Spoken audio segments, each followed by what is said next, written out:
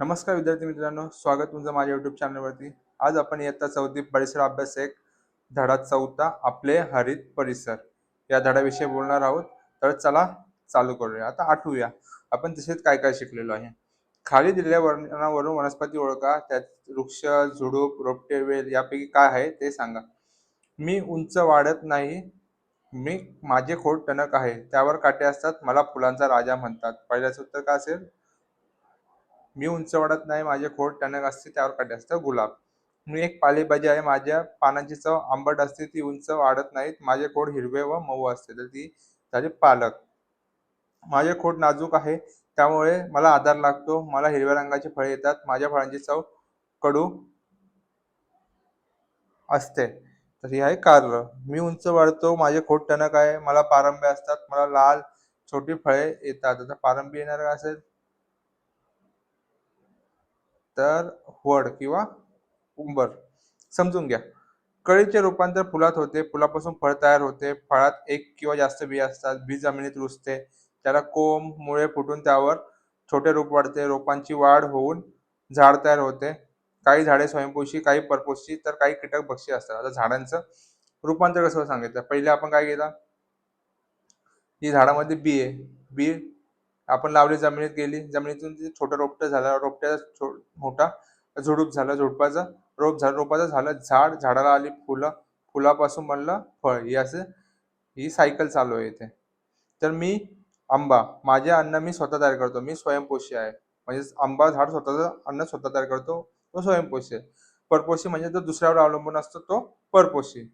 आणि काही कीटकभक्षी. काही झाडं पण कीटक खातात, त्यामुळे त्या कीटकभक्षी असतात.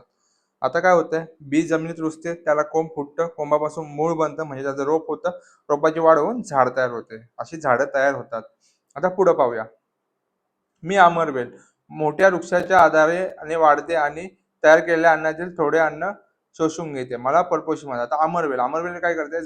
मोठा वृक्ष आहे, त्याच्या आधाराने ती वाढते आणि त्याने तयार केलेल्या अन्नाचं थोडं अन्न ती शोषून घेते आणि ते अन्न खाते. त्याला मला परपोषी म्हणतात. ते दुसऱ्यावर अवलंबून आहे म्हणून तिला आपण म्हणतो परपोषी.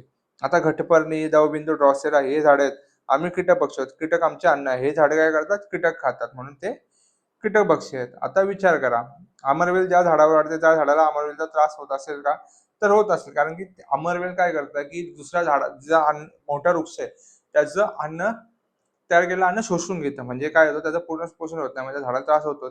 तुम्हाला कोणकोणत्या स्वयंपोषी वनस्पती माहीत आहेत का? त्याचा विचार करा, गुगलवर सर्च करा आणि सांगा. वनस्पतींची आपल्याला होणारी मदत. रश्मीच्या घरातील एक खोली आहे. यातील वनस्पतीपासून तयार केलेल्या वस्तूंची यादी करा.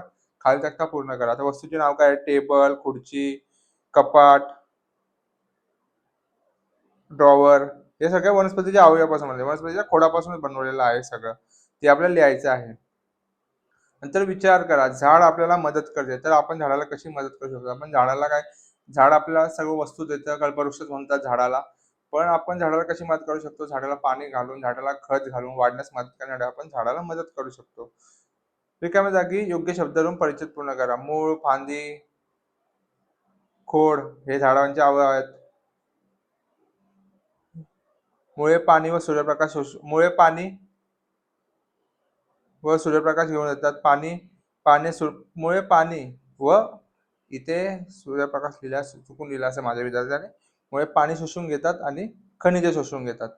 पाणी, सूर्यप्रकाश, कार्बन डायऑक्साईड, हवा वापरून अन्न तयार करतात. काही झाडांना फुलं येतात. फुलांपासून फळे तयार होतात. फळातील बियांपासून नवीन रोपटे तयार होते. हा काय वनस्पतीचा? तर पहिले असते बी, नंतर येतं रोपटं, रोपट्याचं येतं फुल, फुलाचं होतं फळ. आता समजून घ्या. परिसरातील निरनिराळे झुडपे, रोपे, वेले, वृक्ष यांच्या प्रत्येक अवयवात विविधता असते. वनस्पतींच्या पानाचा आकार, रंग, पोत, कडा यामधील विविधता दिसून येते. तसेच वेगवेगळ्या वनस्पतींची फुले वेगवेगळ्या आकारांची, रंगाची, गंधांची असतात. जास्वंद, सदाफुली यांसारख्या फुलांना 5 पाकळ्या असतात. तर गुलाब, मोगरा यांसारख्या फुलांना अनेक पाकळ्या असतात. हे गुलाबाचं झाड आहे, हे सदाफुलीचं झाड आहे. आता याच्यामध्ये काय होतं की परिसरात निरनिराळे रोपटे, रोप, वेल, वृक्ष असतात.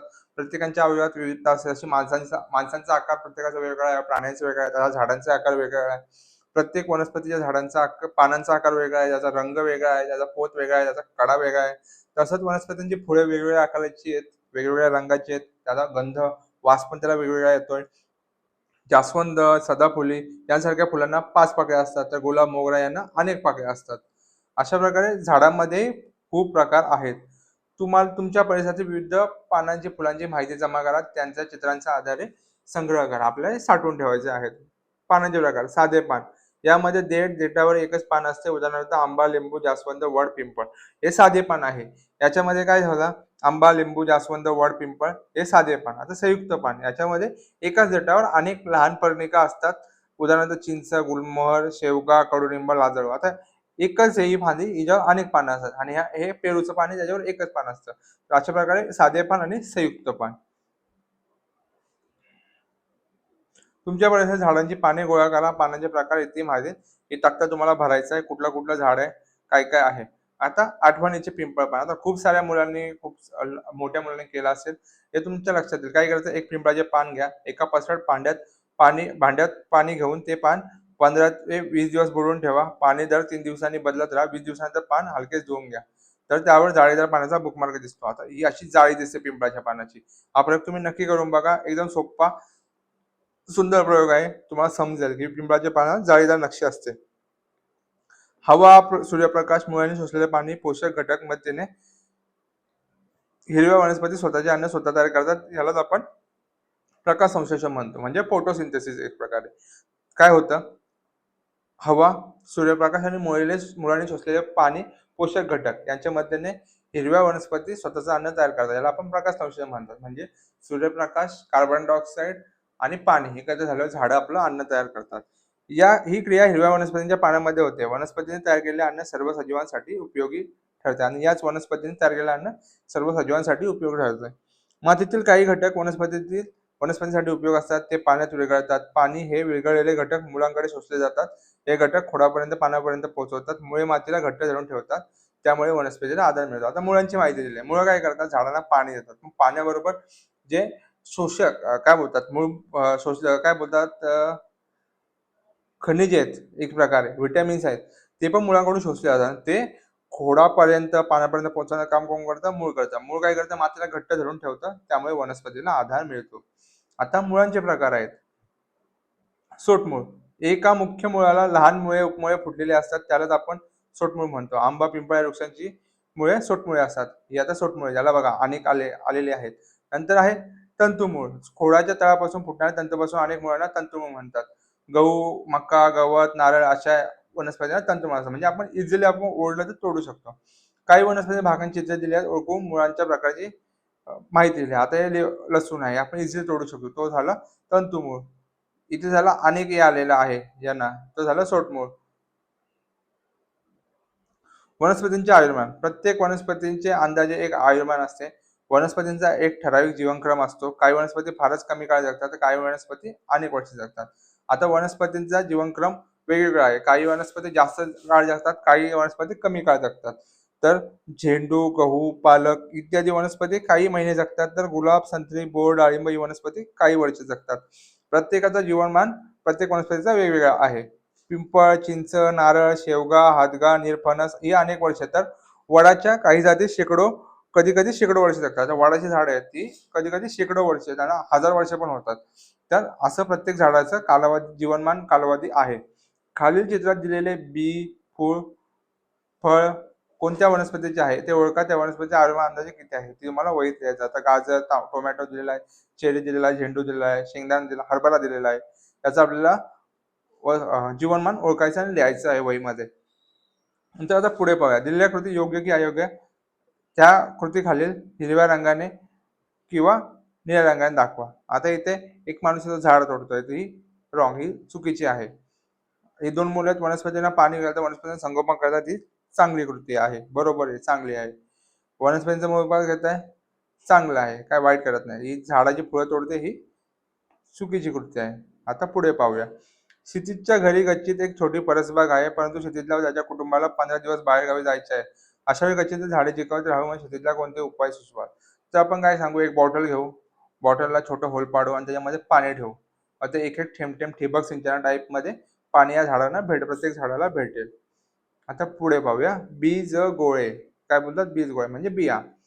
आनंददायी शनिवारी सीमाताईंनी मुलांना आवडीचे काम दिले. चला आज आपण बीजगोळे बनवूया. मुलांनी विविध झाडांच्या जमा केलेल्या बिया, खाल्लेल्या फळांच्या बिया साठवून ठेवल्या होत्या. त्यांनी बागेतील सकस माती, शेण, थोडे पाणी, बिया एकत्र मिश्रणाने लिंबाच्या आकाराचे गोळे तयार केले व उन्हात सुकवले. हे गोळे त्यांनी काय केलं, उन्हात सुकवलं. नंतर पाऊस सुरू झाल्यावर मुलांनी ते सर्व बीजगोळे तयार घेतले व परिसरातील मोकळ्या जागी पुरले. काही ठिकाणी त्यातून उगवलेल्या रोपट्यांची काळजी घेण्याचे ठरवले. त्यांनी काय केलं, ते छोटे बीजगोळे होते, ते पाऊस जसा चालू झाला, पहिले ते सुकवले, नंतर पाऊस जसा चालू झाला ते त्यांनी जी आपली निर्जन स्थळ जागा होती तिला त्याने ते मातीमध्ये पुरलं. त्यातून नवीन रोपटे तयार झाले आणि रोपट्याचं संगोपन, काळजी करण्याचे त्यांनी ठरवलं. नंतर पुढे पाहूया. पर्यावरणाच्या संरक्षणासाठी आपण प्रत्येकाने दरवर्षी आपल्या परिसरात, अंगणात, शाळेच्या परिसरात जास्तीत जास्त झाडं लावली पाहिजे. झाडं आपल्याला लावणं गरजेचं आहे. झाडाचा खूप उपयोग होतो माणसाला. झाडांशिवाय आपण जगू शकत नाही. आता पुढे पाहूया वनस्पतींचे उपयोग. आपल्या अवतीभोवती शेतात, जंगलात विविध प्रकारच्या वनस्पती असतात. या वनस्पतीपासून आपल्याला अन्न, वस्त्र, निवारा, सावली ही औषधे मिळतात. तर वनस्पती आपल्याला काय काय भेटतं? अन्न, वस्त्र, निवारा, सावली व औषधे भेटतात. आणि या सर्व वनस्पती कुठे कुठे असतात? शेतात असतात, जंगलात असतात, विविध प्रकारच्या वनस्पती असतात. आता हे आपल्याला अन्नाचं ताट दिलेलं आहे, त्यात आता पाहूया काय काय आहे. तर शिकूया अन्न.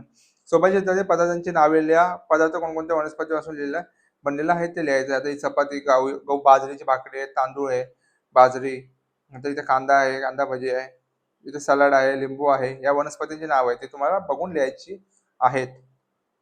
तर चला पुढे पाहूया. माहित आहे का तुम्हाला, तांदूळ पांढऱ्या, लाल, काळ्या, जांभळ्या, तपकिरी रंगाचे असतात. हे तांदूळाचे प्रकार आहेत. पांढरा तांदूळ, लाल तांदूळ, काळा तांदूळ, जांभळा तांदूळ, तपकिरी तांदूळ. तांदळावर एक कठीण टर्पल असते, त्याला तूस असे म्हणतात. भाताच्या गिरणीतून तूस काढतात, त्यानंतर तांदळाला पॉलिश करतात, पण पौष्टिक कोंडा निघून जातो, म्हणून तांदळाला जास्त पॉलिश करू नये. आता आपल्याला तांदळा पॉलिश केल्यानंतर आपल्याला ते एक प्रकारे सफेद तांदूळ किंवा या विविध प्रकारचे तांदूळ भेटतात आणि तो वरचा भाग जो निघून जातो त्याला आपण कोंडा म्हणतो. पण जास्त आणि आपण पॉलिश करतो म्हणून ते तांदूळ आपल्याला सफेद दिसतं. आता पुढे पाहूया वनस्पतीपासून आपल्याला काय काय भेटतं. वस्त्र. वस्त्र कसं भेटतं? कापूस, ताग, त्याला इंग्लिशमध्ये ज्यूट बोलतात. या वनस्पतीच्या धाग्यांचा वापर करून वस्त्रे तयार करतात. आता कापसापासून, तागापासून धागे बनवतात आपण आणि त्याची आपण वस्त्रे तयार करतो. आता निवारा. निवारा काय काय आहे? चित्रात कोणकोणत्या प्राण्यांनी झाडांचा आधार घेतलेला आहे? इथे मधमाशी आहे, इथे वटवाघूळ आहे, इथे सुतार पक्षी आहे. त्यांनी झाडांचा आधार घेतलेला आहे स्वतःच्या राहण्यासाठी. तुमच्या आजूबाजूच्या झाडांवर कोणत्या पक्ष्यांची घरटी तुम्ही पाहिल्या आहेत का? तर कावळ्याचा बघितला असेल तुम्ही, प्रत्येकाच्या घराजवळ असेलच. चित्रात दाखवलेल्या घर बांधण्यासाठी वनस्पतींच्या कोणत्या भागाचा वापर केला आहे? आता इथे बांबू वापरलेला आहे, म्हणजे खोड. आता पुढे पाहूया. झाडावर पक्षी घरटी करतात, माकडासारखे प्राणी झाडावर राहतात, कोंबड्या रात्र झाली की झाडाच्या फांदीवर निवाऱ्याला जाऊन बसतात, मानव झोपडी बनवण्यासाठी लाकडाचा उपयोग करतो, तसेच कुडाच्या बांबूंच्या भिंती तयार करतो, लाकडापासून घराचे दरवाजे, वासे बनतात. आता झाडावर पक्षी घरटी करतात, माकडासारखे प्राणी झाडावर राहतात, कोंबड्या रात्र झाली की झाडावर जातात, माणूस झाडाच्या खोडाचा वापर करून घर बांधतात, झोपडी बांधतो, कुडाच्या बांबूच्या भिंती तयार करतो, लाकडापासून घराचे दरवाजे, खिडक्या, वासे बनतात. असा वनस्पतींचा विविध उपयोग आहे.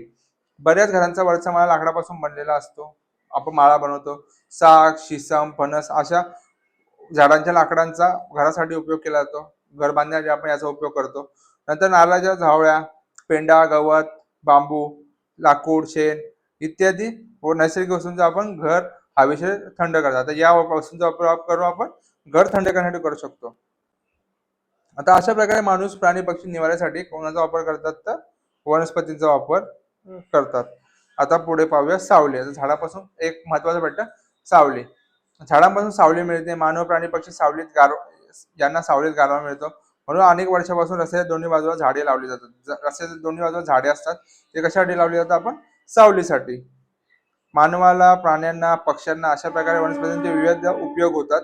ते आपले मित्र व सोबती आहेत. त्यामुळे झाडे आपण काळजी घेतली पाहिजे. आता माणसाला गरज आहे, प्राण्यांना गरज आहे, पक्ष्यांना गरज आहे वनस्पतीची, म्हणून आपण ती झाडं जास्तीत जास्त लावली पाहिजे. ते आपले एक प्रकारे मित्रच आहेत आणि सोबती आहेत, म्हणून झाडांची पण आपण काळजी घेतली पाहिजे. आता औषधी वनस्पती. गवती चहा, अडुळसा, तुळस, कोरफड, निरगुडी, गुळवेल, शतावरी, कडुलिंब या विविध औषधी वनस्पती आहेत. या वनस्पती औषधी आहेत. यांचा वापर आपण आजारपणात आयुर्वेदानुसार यांचा खूप उपयोग दिलेला आहे औषधी वनस्पतींचा. तर यातल्या काही बऱ्याच वनस्पती काय जंगलात सापडतात, परंतु वनस्पती औषधांसाठी मोठ्या प्रमाणात वापरल्याने त्यांचे प्रमाण कमी होत आहे आणि अशा वनस्पतीचा वापर आपण औषधांसाठी करतो, त्यामुळे त्यांचा वापरही कमी होत चाललाय. आपण काय करतो, वनस्पती घेतो पण ते लावतच नाही. म्हणजे आपण पुन्हा लावल्या पाहिजे, त्यांची देखरेख केली पाहिजे.